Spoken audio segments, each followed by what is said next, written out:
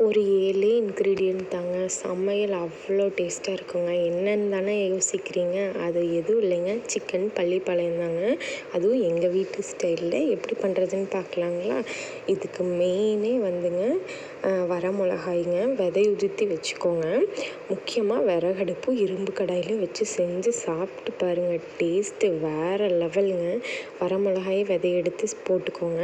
அப்புறம் சின்ன வெங்காயம், பூண்டு, கருவேப்பிலை. பார்த்தீங்களா எண்ணெயோட கலரில் எவ்வளோ ரெட்டிஷாக மாறி இருக்குன்னு? அந்த மிளகா வெங்காயம்லாம் நல்லா சுருண்டு வந்தப்புறம் நான் நாட்டுக்கோழி எடுத்துருக்கேங்க, அதை ஆட் பண்ணிக்கிறேங்க.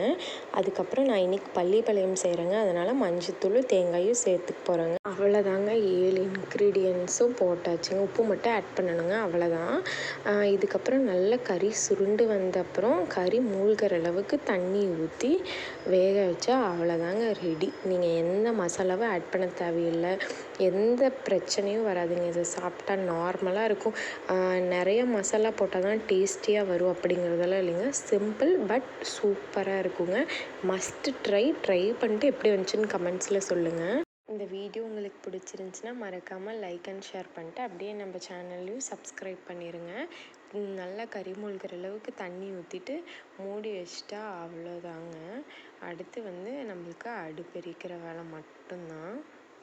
எப்படா கறி வேகும், எப்படா சாப்பிட்லான்னு அந்த மணத்துலேயே வந்து அடுப்பெரிச்சிக்கிட்டே இருக்கிறது தாங்க.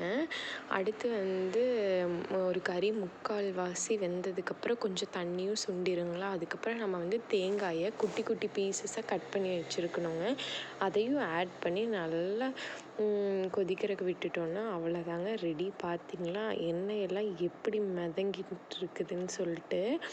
நம்ம போட்ட பூண்டெல்லாம் பாருங்கள் எவ்வளோ வந்து கொல கொலன்னு ஆயிடுச்சுன்னா அவ்வளோ நல்லா குக் ஆயிடுச்சுங்க. மிளகாயிலையும் பார்த்திங்கன்னா நல்லா உள்ளே இருக்கிற அந்த ஃப்ளெஷ் எல்லாம் போயிருச்சுங்க, வெறும் தொல்லி மட்டும்தான் இருக்குது. அந்தளவுக்கு நல்லா குக் ஆயிடுதுங்க. இதில் வந்து அந்த தண்ணியை எடுத்து சூப்பாக குடிச்சிங்கன்னா சளி எல்லாம் பறந்து போயிருங்க. யாருக்காச்சும் வீட்டில் சளி பிடிச்சிருச்சா நாட்டுக்கோழி ரசத்தை குடிக்கலாம், அவ்வளோதாங்க ரெடி. நல்லா சுண்டை விட்டு எடுத்திங்கன்னா ரெடி.